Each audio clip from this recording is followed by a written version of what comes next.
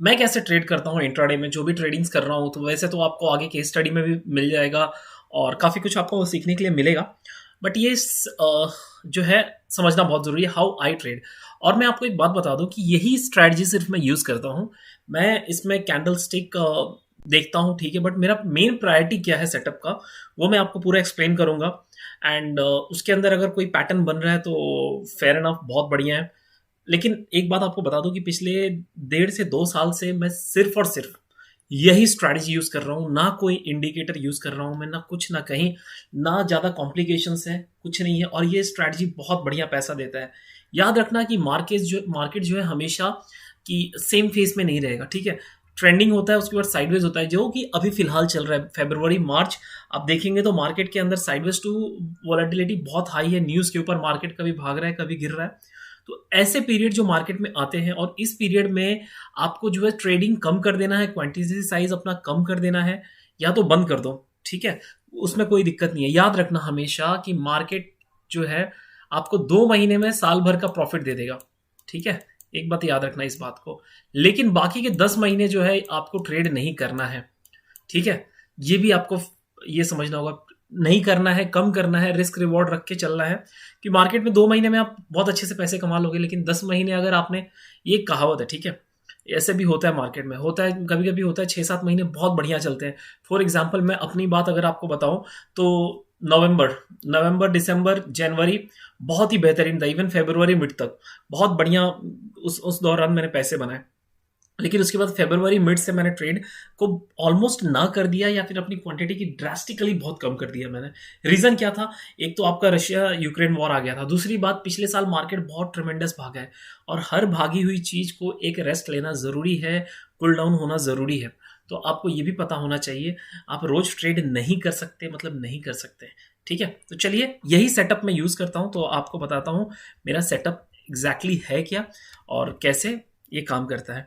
मैं हमेशा कोशिश करता हूं कि मेरा जो भी स्टॉक हो वो 52 वीक हाई के आसपास हो, ठीक है। 52 वीक हाई रहेगा तो इसमें सबसे बड़ा ड्रॉबैक, सबसे बड़ा बेनिफिट क्या है पहले वो देखते हैं। इसका सबसे बड़ा बेनिफिट ये है कि अगर कोई स्टॉक 52 हाई में चल रहा है तो इसके अंदर बुलिश सेंटिमेंट है, ठीक है।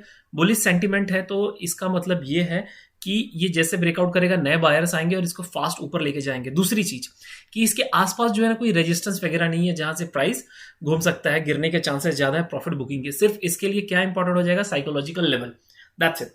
तो मैं ये प्रेफर करता हूं। दूसरा, या फिर मैं क्या प्रेफर करता हूं कि कोई स्टॉक ऐसा मूव किया है बाद में वो डाउन ट्रेंड में आके चल के, ठीक है, कम से कम इस तरह का पैटर्न फॉर्म किया हो, ठीक है, कि उसके आसपास जो है ना कोई नियर बाई में कोई रेजिस्टेंस नहीं होना चाहिए, ठीक है। मैं इस तरह के स्टॉक्स को प्रेफर करता हूं। तो वो कैसे करता हूं? किसी में अगर अच्छा ओपन इंटरेस्ट बिल्ड हो रहा है, जैसे कि आपने स्टॉक सिलेक्शन में देखा कि जब मैं सेलेक्ट करता हूं वो स्टॉक्स अगर दिख रहा है तो उसके पीछे स्टॉक सिलेक्शन हो गया, उसके पीछे कोई मूवमेंट नहीं होना चाहिए। और अभी आप एक चीज नोटिस करोगे कि ये अप्रैल का बिगनिंग है, मोस्ट ऑफ द केस में स्टॉक्स जो है इस तरह से डाउन ट्रेंड में थे और अभी जो है ना अप ट्रेंड की तरफ घूम रहे हैं। अभी अप ट्रेंड की तरफ घूम रहे तो पीछे हर लेवल पे आपको जो है रेजिस्टेंस बैठा हुआ है। तो इसके लिए अभी फिलहाल मैं जो अपना ट्रेडिंग कम कर दिया हूं, बहुत स्पेसिफिक गिने चुने स्टॉक में ट्रेड कर रहा हूं। एक बार जब ये पैटर्न घूम के आ जाएगा ऊपर की तरफ, फिर मौका मार्केट देगा तब पैसे बनाओ। और ऐसे टाइम पे जब ये मौका मिलेगा ना, बहुत ही बेहतरीन पैसे बनेंगे। लेकिन इंपॉर्टेंट क्या है कि ये जो फेस चल रहा है, सपोर्ट रेजिस्टेंस हिट करेगा, ये जो वॉलेटिलिटी का फेस है, इसमें मैं अपने पैसे को बचा के रखूं।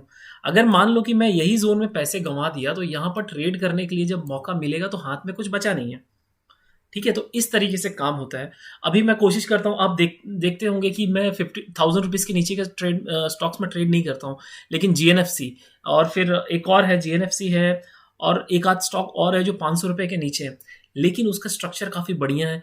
और मेरे जो स्टॉक्स है उसमें वो फॉर्म नहीं हो रहे, तो मैं 500 वाले ट्रेड में भी ट्रेड कर रहा हूँ, कोई दिक्कत नहीं है मुझे, ठीक है। टाइम टाइम की बात होती है, आप रिजिड होके मार्केट में नहीं रुक सकते हो। मार्केट में एक दौर फिर आएगा। ये देखिए, ये जो है ना, पहले आप देखोगे मार्केट तगड़ा भागा है, बुल रन में तो गधे घोड़े सब पैसा बना है, ठीक है। अभी आया है जो फेस है वो डाउन साइड टू वॉलेटिलिटी है। ये फेस को सरवाइव करना बहुत जरूरी होता है मार्केट में। इसमें ये जो फेस है ना, जितने लोगों ने जितना कमाया होगा ना, यहाँ पर ओवर कॉन्फिडेंस आ जाता है कि आई नो मार्केट, ठीक है, और फिर मार्केट जो है आपको ये जोन में जितना कमाया है सब पैसे लेकर आपसे, जो बोलते हैं ना, एक्स्ट्रा पैसे भी आपसे ले लेगा। तो ये फेस में सरवाइव करना बहुत ज़रूरी है। ट्रेड ना करो, कॉन्फिडेंस लेवल को हिला देता है ये फेस। ठीक है, जब तक आपको परफेक्ट सेटअप ना मिले, डोंट ट्रेड। ओके, ये पहले भी मैं आपको बता रहा हूँ, मैं खुद की ट्रेडिंग क्वांटिटी कम कर दिया हूँ और अब उम्मीद है कि मार्केट रिकवरी मोड में है, तो एक बार रिकवर हो जाने दो ना, उसके बाद पैसे बनाने हमको। कहीं मार्केट कहीं जा रहा है नहीं ना, मार्केट यहीं पर है, मार्केट हमेशा यहीं पर रहेगा। हम यहाँ पर रहते हैं क्या नहीं, ये ज़्यादा इंपॉर्टेंट है। ठीक है, तो उम्मीद करता हूँ आपको ये पॉइंट तो क्लियर हो गई होगी। तो मैं हमेशा कोशिश करता हूँ 52 वीक हाई या फिर कोई स्टॉक जो है ऐसे लेवल पे है, ठीक है, जहां पर जिसके आसपास पीछे कुछ ट्रेडिंग कुछ दिनों पे ना हुई हो, तब मैं उसमें ट्रेड लेना पसंद करता हूं। चलो, यहां तक तो आपको क्लियर हो गया कि स्टॉक सिलेक्शन कैसे होता है। और मैंने स्टॉक्स आपको, जैसे कि स्टॉक सिलेक्शन में बता ही दिया है कि मैंने अपने जो स्टॉक्स रखता हूं और उनको ही देखता रहता हूं। ठीक है, उनमें ही देखता रहता हूं कि हाँ भाई डाउन साइड चल रहा है, चलने दो, और अपना लेवल लगा के रख देता हूं। जिस दिन ऊपर आया, ठीक है, अलर्ट मिला, आई विल ट्रेड। तो अपने स्टॉक्स तो अपन रखते हैं, और जिस दिन अपने को नहीं मिला तो हम नया स्टॉक ढूंढते हैं, और उसमें भी मिला तो बढ़िया है, नहीं तो ट्रेड नहीं करने की जरूरत है। ठीक है, यहां तक तो आई होप आपको सब क्लियर होगा। अब जब ये ब्रेकआउट देगा, ठीक है, जब मैंने मार्क लेवल कर लिया तो ब्रेकआउट देगा, ठीक है, तो सबसे पहली बात मैं उसके बाद नोटिस करता हूं साइकोलॉजिकल लेवल। साइकोलॉजिकल लेवल के वीडियो में ये कवर किया है, स्टिल मैं यहां पर कर रहा हूं क्योंकि मैं कैसे ट्रेड करता हूं आपको वो बता रहा हूं। तो अगर मान लो ये ब्रेकआउट लेवल है 2880, तो मैं इसमें ट्रेड नहीं लेता हूं। क्यों? क्योंकि मुझे पता है कि 2900 के लेवल पे साइकोलॉजिकल लेवल है, यहां पर प्रॉफिट बुकिंग आ सकती है। तो जो है मैं अपना अलर्ट 2900 के ऊपर ऑलरेडी लगा के रखता हूं कि मार्केट जब आएगा और यहां से ब्रेकआउट देगा, देन आई विल ट्रेड। ठीक है, तो मेरे लिए साइकोलॉजिकल लेवल इज लाइक रामबाण। जिस दिन जब जब भी मैं ये मिस्टेक्स करता हूं, इसको नहीं फॉलो करता हूं, मेरा स्टॉप लॉस हिट होता है। इवन इन दिस सिनेरियो, जो कहता हूं ना कि ये वाले लेवल्स कभी कभी देखता हूं, या आसपास में रेजिस्टेंस है, जैसे अभी रिसेंटली एक अपोलो हॉस्पिटल में मेरा स्टॉप लॉस लगा। रीजन क्या था, कि रीजन उसका बताता हूं आपको। पूरा प्राइस यही लेवल पे घूम रहा था, और उस दिन जो है मार्केट एकदम साइडवेज हो गया। और बाकी ये अपोलो हॉस्पिटल के चार्ट की बात मैं कर रहा हूँ। ठीक है, मिस्टेक्स देखो, कोई आपको अपना मिस्टेक्स नहीं बताता, मैं आपको बताता हूँ। यहां पर जो है मार्केट पूरा एकदम नैरो रेंज में आ गया, और ओवरऑल मार्केट जो है बुलिश था, और ये स्टॉक अपोलो हॉस्पिटल एकदम नैरो रेंज में आ गया। ठीक है, और मैंने क्या किया, इसमें पोजीशन बना लिया। ठीक है, और बाद में क्या हुआ, मार्केट तो पूरा बुलिश था, लेकिन ये स्टॉक जो है ऊपर ब्रेकआउट दिया, लेकिन रेजिस्टेंस आसपास में ही था काफी सारे, उनको हिट करके मार्केट नीचे की तरफ गिर गया। ठीक है, तो मिस्टेक्स होती हैं, आज भी मुझसे भी मिस्टेक्स होती है। और कभी कभी आपको सच बताऊं, ऐसा लगता है, डू आई रियली नो कि ट्रेडिंग आती भी है या नहीं मुझे, जब मार्केट कॉन्फिडेंस को शैटर कर देता है। ठीक है, तो इसके लिए मैं ट्रेड ना करना पसंद करता हूं, कंपेयर टू ऐसे रॉन्ग ट्रेड्स लेने से अच्छा है ना करो। क्योंकि कॉन्फिडेंस मार्केट में साइकोलॉजी, एवरीथिंग इज साइकोलॉजी। ठीक है, आपका कॉन्फिडेंस हिला तो आप गए। ठीक है, यहां तक क्लियर है। तो मैं इस तरह से ही ट्रेड लेता हूं, और मैं कभी भी आपको बहुत सच बताऊं तो बहुत रेयरली मैं ट्रेंड लाइन पे ट्रेड लेता हूं। ठीक है, ट्रेंड लाइन पे ट्रेड क्यों नहीं लेता हूं, क्योंकि मान लीजिए प्राइस जैसे नीचे आ रहा है, ओके, और मान लो ये ब्रेकआउट दिया, तो मैं इसके लिए ट्रेंड लाइन पे नहीं लेता हूं कि ये एक रेजिस्टेंस है, ये एक रेजिस्टेंस एक्ट होगा, ये एक रेजिस्टेंस एक्ट होगा। इसके लिए आई अवॉइड ट्रेंड लाइन पे ट्रेड लेना। ठीक है, वैसे ये बहुत बढ़िया चलता है, लेकिन मैं अपनी तरफ से अवॉइड करता हूं, क्योंकि जब मेरा एक पैटर्न पे पैसा बन रहा है, तो मैं उसको स्विच करके दूसरे पे क्यों जाऊं। ठीक है, ये इंपॉर्टेंट है कि आप अपने पैटर्न पे कितना बिलीव कर रहे हो। ठीक है, प्राइस फिर आपसे बात करने लगेगी, सब कुछ होने लगेगा, अरे बड़ा मजा आता है जब आपका। लेकिन इंपॉर्टेंट ये है कि आप पैटर्न ये करो। हाँ, तो हम कहाँ थे कि मैं कैसे ये, तो जैसे ये लेवल ब्रेक होगा, आई टेक द ट्रेड, और उसके बाद जो है ना, यहाँ पर आप बोलोगे तो मिनिमम 1:1 तो बनता ही है। ठीक है, मिनिमम 1:1 तो मैं लेता ही हूँ, और उसके बाद जो है अपने प्राइस को मैं ट्रेल करना स्टार्ट कर देता हूँ, और कभी 50%। और देखो कैसा है कि ये सब चीज़ें आपको सिखा नहीं सकते। अब टाटा एलेक्स जो एक दिन में 900 पॉइंट का मूव दिया, अब कौन होगा ऐसा जो बताएगा कि 900 पॉइंट का, लेकिन मोमेंटम इतना फास्ट था ना कि ये सब चीज़ें आपको मैं सिखा ही नहीं पाऊंगा जब तक आप वो स्टॉक को देखोगे नहीं। क्योंकि मुझे पता है, मैं आपको कुछ स्टॉक्स भी बता देता हूँ, आप जाकर चेक कीजिए। टाटा एलेक्स चलेगा तो एकदम साइडवेज रहेगा, और जिस दिन चलेगा उस दिन मतलब बड़ा बड़ा मूव देता है। Same goes with Apollo hospital. और एक स्टॉक है पॉलीप्लेक्स, आप देखोगे उसका पैटर्न देखना, पॉलीप्लेक्स और एक और स्टॉक मैं बोल रहा हूँ सिमिलर पैटर्न देता है वो मूव। 2 से 3 कैंडल में एकदम फाड़ के एकदम निकल जाएगा ऊपर, और उसके बाद पूरा साइडवेज। ठीक है, इस तरह के मूव्स देते हैं। तो पॉलीप्लेक्स में एक ऐसा स्टॉक है जिसके अंदर मैं ट्रेड पहले पोजीशन बोलते हैं ना, एंटीसिपेट करना पड़ता है उसके अंदर कि हाँ, क्योंकि वो चल गया तो तुरंत में 40 50 60 रुपए का मूव दे देगा वो। ठीक है, लेकिन हाँ, ऐसा नहीं होगा उसके अंदर कि 40 50 का मूव दे दिया, उसके बाद थोड़ा साइडवेज जाएगा, फिर ऊपर 40 50 जाए, नहीं, वो स्टॉक का पैटर्न है वो। हर स्टॉक का अपना एक पैटर्न होता है, तो वो आपको टाइम के साथ ही आएगा। अगर कोई आपको सोच रहे हो कि घुट्टी पिला देगा, तो नहीं। हर हर स्टॉक का अपना एक स्टाइल है। मारुति है, बजाज फाइनेंस है, जब भागता है तो मतलब चप्पर फाड़ के भागता है। तो आपको स्टॉक्स को समझना होगा, और कैसे समझोगे? जब तक टाइम नहीं दोगे आप नहीं समझ पाओगे। ठीक है, तो मैं हमेशा ब्रेकआउट पे ही ट्रेड करता हूँ। ऑलवेज मैं अपने लेवल्स को मार्क करके रखता हूँ। और मेरे लिए एक और चीज बहुत इंपॉर्टेंट है वाइल ट्रेडिंग, प्लीज आप ये चीजों को नोट डाउन कर लें। ठीक है, कि मान लो ये प्राइस इस तरह से जा रहा है और ये मेरा लेवल है, ठीक है, और समझो कि लेवल भी बहुत बढ़िया है, 2406, ठीक है, साइकोलॉजिकल लेवल के पास है ये। तो ब्रेकआउट देगा तो मैं इसमें ट्रेड ले सकता हूँ। लेकिन मेरे लिए और इंपॉर्टेंट क्या है कि प्राइस जो है अप एंड डाउन करके यहां पर पहुंचा हो, ना कि ऐसे और यहां से सीधे ब्रेकआउट दिया हो। ठीक है, इस तरह का मुझे नहीं चाहिए। एक ही कैंडल में 30 40 रुपए का मूव अगर दिया है तो मैं ट्रेड नहीं करता हूं। क्यों? क्योंकि बहुत हाई प्रोबेबिलिटी है कि जो ये लेवल से सीधे आया है, यहां से प्रॉफिट बुकिंग भी आ सकती है। हो सकता है यहां से मार्केट और प्राइस थोड़ा ऊपर भी जाए, लेकिन जब प्रॉफिट बुकिंग आएगी ना, तो ये वन वे गिरेगा ये प्राइस। ठीक है, तो आई ऑलवेज प्रेफर कि एक प्राइस एक्शन बना के इसके आसपास थोड़ा टाइम स्पेंड करें और उसके बाद ब्रेकआउट दे। और ब्रेकआउट भी देने के बाद ऐसा नहीं है कि 2406 है तो 2420 हो गया तो मैं ले लूंगा। अवॉइड इट, मेरे सेटअप में नहीं बैठ रहा है, मैं नहीं लूंगा, आज नहीं मिला ट्रेड नहीं करूंगा। लेकिन मुझे इसके आसपास 2406 है तो 2410 के आसपास मुझे मिलेगा तो ही। जब तक वो मेरे रिस्क रिवॉर्ड में फेवरेबल नहीं होता है, मैं आज विलिंग हूं इतना पैसा गंवाने के लिए, 1000 रुपए, तो वो अगर सेटअप में नहीं आ रहा है मेरे, तो मैं ट्रेड नहीं लेता हूं।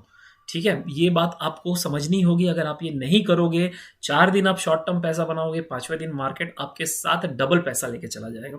ठीक है, तो ये बहुत इंपॉर्टेंट है कि मार्केट आए, यहाँ पर थोड़ा प्रॉफिट बुकिंग हो, इस रेंज पर आके थोड़ा टाइम भी स्पेंड करे, तब तो और बढ़िया है। ठीक है, टाइम स्पेंड करके और फिर ऊपर जब निकलेगा ना ये, तो बड़ा मजा आता है। ठीक है, और यहाँ पर फिर इस तरह में अगर आपको मान लो कि ये ट्रायंगल पैटर्न इस तरह का दिख रहा है, तो सोने पे सुहागा है। ठीक है, ये समझ जाओ कि ये लाइन यहाँ पर है, थोड़ा भावनाओं को समझो। और यहाँ पर वॉल्यूम एक्टिविटी बहुत इंपॉर्टेंट हो जाती है। ठीक है, यहाँ पर जो है वॉल्यूम्स के, मान लो ये बार है, तो इस लेवल के आसपास वॉल्यूम अगर ज्यादा है तो एक कंफर्मेशन देता है। This is how I trade. ठीक है, तो आई होप अभी आपको क्लियर होगा। और मैं सिर्फ आपको बता दूं कि मैं सिर्फ और सिर्फ ब्रेकआउट पे ही ट्रेड करता हूं, क्योंकि यहां पर जो मोमेंटम आने के चांसेस है बहुत बढ़िया होते हैं। और दूसरी बात, आपका रिस्क रिवॉर्ड बहुत छोटा हो जाता है। ठीक है, कहने का मतलब क्या है अभी मैं आपको समझाता हूं। ओके, तो अगर ये ब्रेकआउट का मेरा लेवल है, तो यहां पर प्राइस डेफिनेटली थोड़ा एक्यूमुलेट करेगा। ठीक है, और उसके बाद ब्रेकआउट देगा, तो मैं ये यहां पर एंट्री ले सकता हूं। ये पॉइंट पे मेरी एंट्री हो जाएगी और बहुत छोटा छोटा सा स्टॉप लॉस हो जाएगा, एकदम छोटा सा स्टॉप लॉस। अगर मान लो कि कुछ ज्यादा ही छोटा स्टॉप लॉस हो रहा है, मान लो 3000 के स्टॉक में 2 3 रुपए का हो रहा है, तो ये तो काफी रिस्की हो गया। तो इसके लिए फिर मैं क्या करता हूँ, थोड़ा उसके पास वाला 10 रुपए नीचे कर लेता हूँ कि हाँ भाई 10 रुपए का स्पेस प्राइस को देना पड़ेगा। यू नेवर नो, एक फ्लिक आए नीचे ठोक के और फिर ऊपर निकल जाए आपका स्टॉप लॉस खा के। कुछ पता नहीं है हमें, मार्केट में कुछ भी हो सकता है। लाइव मार्केट में क्या है, हम प्रिपरेशन करके जाते हैं, हमको हर एक चीज प्रिपेयर करके जाना होगा, वहां पर सोचना नहीं है अपने को। भाई अगर मैंने सोचा है 3000 के ऊपर बाय करूंगा और मेरा स्टॉप लॉस 2990 है, तो मार्केट में फिर मॉडिफाई मत करो और 1:1 लेके निकलो। स्टार्टिंग में आप 1:1 को लेकर निकलना बहुत जरूरी है। मार्केट में पहले पैसा लेके निकलना सीखो। ठीक है, and same goes with sell side. ठीक है, मैं सेल साइड में ज्यादा प्रेफर करता हूँ। जब देखता हूँ कि जैसे अभी डाउन ट्रेंड में जब मार्केट चल रहा था, स्टॉक्स मिल जाते हैं आपको 52 वीक लो, या फिर ऐसे स्टॉक्स भी मिल जाएंगे, तो जो मतलब पता है आपको, ये लेवल पे आए हुए हैं और उसके पीछे जो है काफी महीने भर तक मान लो कोई सपोर्ट ही नहीं है। ठीक है, जब ये ब्रेक करेगा ना, तब मैं सेल साइड में हमेशा प्रेफर करता हूँ पैसा बनाना। ठीक है, कि ये जब ब्रेक करेगा तो काफी फास्ट नीचे आएगा। याद रखना, बाइंग स्लो जाती है, लेकिन सेलिंग जो है, बाइंग जो है सीढ़ी की तरह है और सेलिंग जो है एलिवेटर की तरह है। फ्री फॉल मार्केट में पैसा बनता है। ठीक है, तो ये करना है, लेकिन हमेशा याद रखना कि फॉलिंग नाइफ को नहीं पकड़ना है। मान लो कि इतना बड़ा मूव नीचे आ गया, तो फिर ना फर्स्ट पुल बैक पे मैं ठोकू नहीं, ऑलरेडी बहुत मूव कर चुका है मार्केट, मत करो। आपको यहां पर अगर ट्रेड मिल रहा है, ठीक है, जो लेवल आपका है वहां पर ट्रेड मिल रहा है तो बढ़िया है, अगर नहीं मिल रहा है मत करो। आपको मैं अगेन एंड अगेन बोल रहा हूं, जब तक आपका सेटअप सही ना मिले ट्रेड मत करो। आप वो मारुति का एक स्टॉप लॉस वाला केस स्टडी जाके देखो, मैं उसमें समझाया हुआ हूँ बहुत अच्छी तरीके से, वो डेफिनेटली देखो। अगर आपका सेटअप नहीं बन रहा है, don't trade. I am telling you again, don't trade. वो एक एक अगर मान लो उस पर आप ट्रेड करके पैसा बना भी लिए, आप नहीं समझ रहे हो कि वो कितना बड़ा गलती आपने किया है। एक गलत स्टेप लेकर आप अगर सक्सेसफुल हो जा रहे हो, तो हो सकता है कि वो सेटअप का वो फ्लूक था वहां पे, कि वो गलत स्टेप उस मोमेंट के लिए सही हो गया, लेकिन आपका जो कॉन्फिडेंस उसके अंदर आ गया ना, वो आप नेक्स्ट ट्रेड में ज्यादा पैसा बनाने के चक्कर में ज्यादा स्टॉक लोगे और खत्म। ठीक है, तो प्लीज वैसा ना करें। ट्रेड का जब तक आपको आपका परफेक्ट सेटअप नहीं मिलता है, अगर ये पॉइंट पे बाय करना है तो यही पॉइंट पे बाय करना है। प्राइस आगे निकल गया कोई बात नहीं, ठीक है, नीचे आने का वेट करो, नहीं करेगा। अगर मान लो प्राइस ऊपर निकल गया, आपने यहां पर एंट्री ले ली, उसके बाद जो पुल बैक आया, खत्म हो गया ना। This is how intraday trading होती है। और जब मैं स्विंग ट्रेडिंग करता हूँ, ठीक है, बहुत रेयरली मैं स्विंग ट्रेडिंग करता हूँ।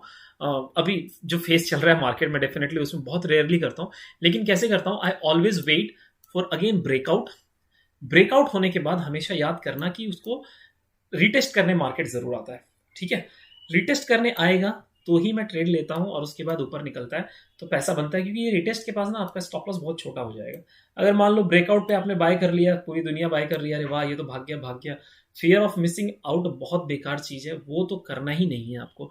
आने दो रिटेस्ट पे, नहीं आएगा नहीं आएगा, जाने दो, चले जाने दो, कोई दिक्कत नहीं है, मेरे को उससे लफड़ा नहीं है। लेकिन मेरा स्टॉप लॉस, मेरा जो है प्राइस एक्शन, मेरा जो रिस्क रिवॉर्ड है वो सही होना चाहिए, मैं कैसे सेफ हूं वो सही होना चाहिए। आपको बताया था ना वो बात, कि हमेशा मार्केट कैसे काम करता है, बिग प्रॉफिट, ठीक है, बिग लॉस, एक होता है स्मॉल प्रॉफिट और एक होता है स्मॉल लॉस। ठीक है, इसमें से अगर आप बिग लॉस को आप निकाल दोगे तो क्या होगा, बिग प्रॉफिट मिलेगा आपको, मिलेगा तो बहुत बड़ा मिलेगा, या तो स्मॉल प्रॉफिट मिलेगा आपको, और लॉस मिलेगा तो बहुत छोटा सा स्टॉप लॉस लेके जाएगा। ठीक है, अगर बिग लॉस करवा लोगे आप, तब तो आपका पैसा बचेगा ही नहीं। तो एक फैक्टर को खाली आपको निकालना जरूरी है, और ये टाइम के साथ आएगा। अभी ये वीडियो देख के कल मार्केट में करने जाओगे, इम्पॉसिबल है पैसा बनाना। एक दो ट्रेड में बना भी लोगे तो रॉन्ग कॉन्फिडेंस आपको मिलेगा, और इम्पॉसिबल है बनाना। ठीक है, आई होप आपको मेरी ट्रेडिंग स्ट्रैटेजी, और ये इंट्राडे में भी काम करता है। अभी इसमें कोई इंडिकेटर की जरूरत है क्या, है क्या? बिल्कुल नहीं है इंडिकेटर की जरूरत। इंडिकेटर आपको मिसलीड ही करता है। ठीक है, चलो।